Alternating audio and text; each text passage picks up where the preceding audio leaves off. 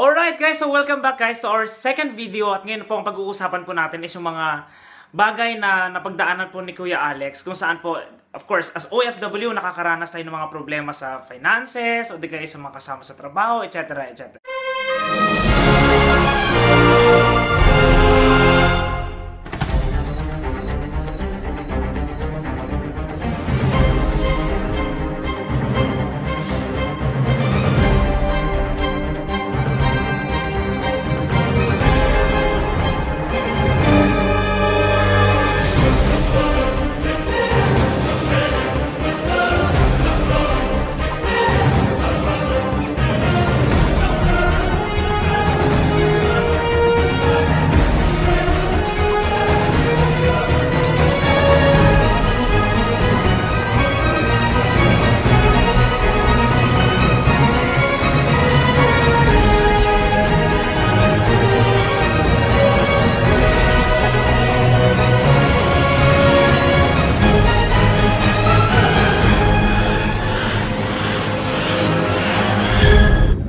Okay?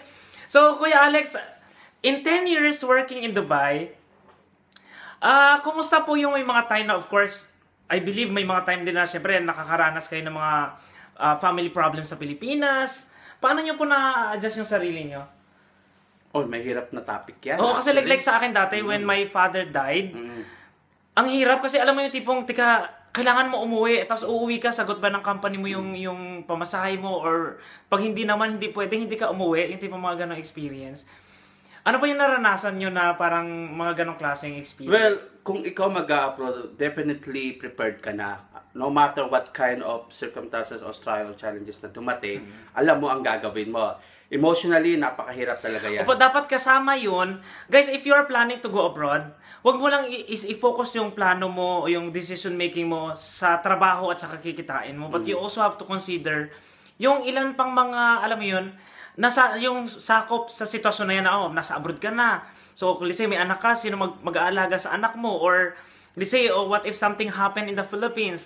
Willing ka ba na, alam mo yun, yung tipong, na hindi ka maka-attend, let's say, kahit mga celebrations, di ba, mga birthday, mga kasal, oo, kasi po, there are some companies here na you are just allowed to have vacation once a year. May ilan naman, every 2 years. So, ayun, tuloy po natin. So, yung, ano mo yung mga common problems mo na na-encounter nyo, na feeling nyo yung mga mabibigat na naranasan nyo rito sa Dubai o sa UAE? First na nandito ako sa Dubai, hindi ako naka-uwi yung namatay ang nanay ko. Kasi bago lang ako sa company. So, okay. Mahirap. Pero sinabihan ako ng mga kapatid ko na wag na lang umuwi kasi nga, syempre naman, yung sagot mo lahat kasi yung pag-uwi hindi sagot ng company. Napaka-importante po. Pero ang hirap po noon, yung tipong nanay mo na yung ano. Oo. Pero, paano yung nakakayanan nyo? malaking tulong yung Facebook. Malaking tulong yung may meron kang ano, ganyan. Ako hindi, alam mo ba, nung nalaman kong namatay yung tatay ko, ano, talagang, yung wala ako sa sarili ko, yung kailangan parang nasa isip ko, kailangan uuwi ako, ako. Actually, that time kasi noon, late pang pasahod yung aming company. So, hindi akong makapag-decide noon, pero sinabihan ako ng kapatid kong babae na magstay ka na lang dyan, kami nang bahala rito. And of course, so nagpadala na lang kayo ng pera? Parang gano'n lang, padala na tayo ng pera. Tanggap ko na rin naman kasi si nanay is diabetic. So, tanggap ko kasi, so may edad na rin siya. So, before naman ako nag-upload, sabi naman niya sa akin na kung ano man mangyari, at least nandiyan ka, tuloy-tuloy mo pa rin yung buhay mo. Yun yung mahirap na part natin, na parte ng buhay ng isang OFW. No? Yung, syempre, malayo kasi tayo sa Pilipinas, hindi ganun kadali, na parang mag-jeep ka lang, nandun na. Okay. Pero kung merong talagang chances na, kasi kung may ipon naman po kayo at gusto nyo gamitin, pwede naman mo kasi sabi natin, minsan mo lang makita yung magulang mo Pero syempre yung ipon na yon, maaari ipadala mo na lang or gamitin mo siya. Mahirap. Lalo na yung nalulungkot tuloy ako nag-start ka pa lang dito sa Dubai. Pinag-uusapan natin yung parents, tama po kasi di ba Todos Los Santos ngayon. Ay, oo nga pala. So actually, ayun, bigla ko nalungkot kasi parang 1 year pa lang kasi na yun na pumanaw si tatay. Ang nakauwi ka ba ko dyan? Nakauwi ako noon. 8 days lang ako. Kasi parang emergency leave lang siya.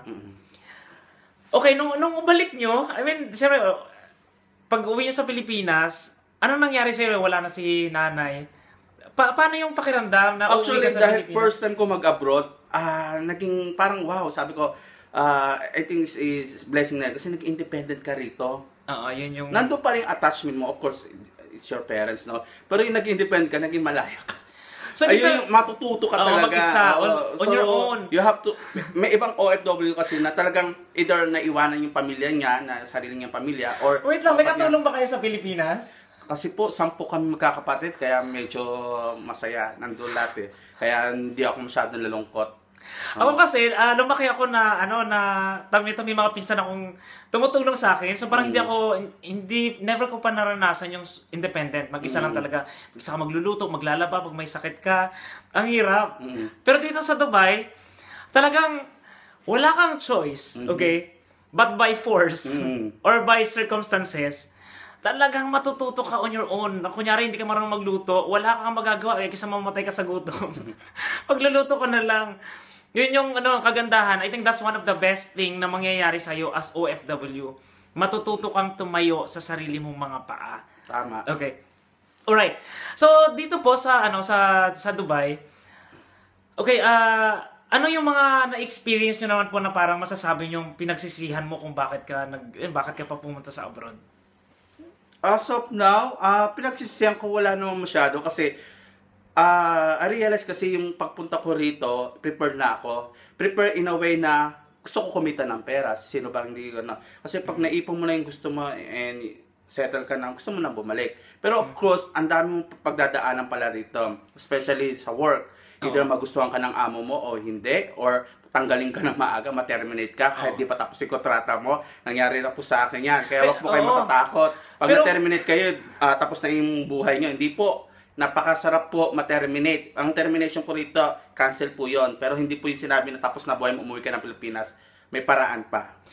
As long as the termination is not legal case. Yes. Di ba po? Yes. Let's say, kunyari, maring... Maban ka lang ng 6 months, okay lang. Oo. So, pag nawalan ka ng trabaho, if you are terminated kasi dito, you have 1 month valid stay sa Dubai for you to find a new job. Pero ang problema is, since may labor ban ka, you have no choice but to get a job na sa mga free zone outside companies. sa labor, like free zone or mga immigration labor, visas. Okay? So, ayun, nasan ako? Nawala ako dun sa termination. So, ang difference kasi ng mga visas dito, guys, is hindi lang po labor visa. Okay, labor visa po, it means sakop po yung company nyo ng labor visa na kung saan, let's say, pag na-terminate ka dyan, hindi ka pwedeng pumasok o maghanap ng trabaho sa panibagong trabaho pala under the same visa. Yes. O kasi you have 6 months na labor ban. So, nung first job nyo po dito, naka 2 years and a half kayo. Umuwi muna ako ng Pilipinas. Okay, and then after nag-resign ba kayo? Or natapos, tas umuwi, tas bumalik ka sa tourist ulit.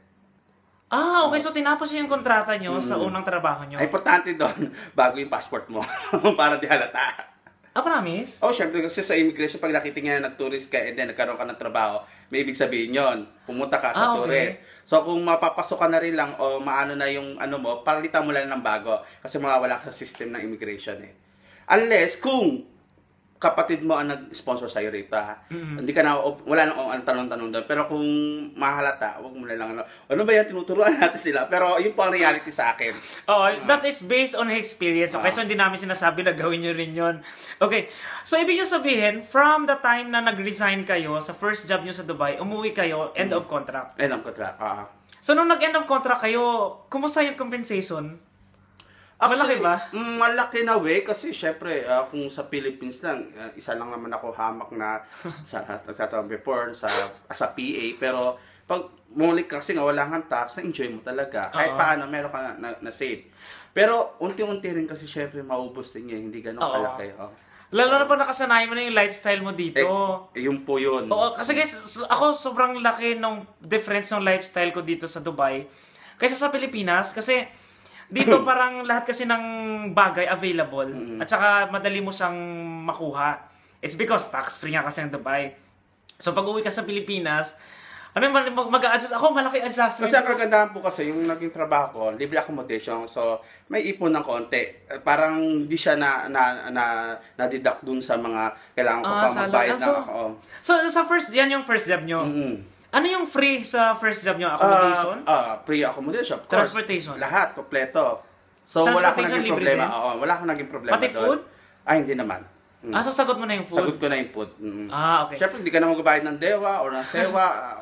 ikaw lang gagamit sa kwarto. Maluwag, di ba? Okay. Pakasarap. So guys, sa pagbabalik po natin, pag-usapan po natin yung buhay na nakatira sa accommodation. Kasi I never experienced na tumira po sa isang accommodation. So, si Kuya Alex, magsishare ng experience niya para po malaman nyo, okay, kung ano bang buhay sa loob ng isang accommodation dito sa UAE. So, dyan lang po kayo.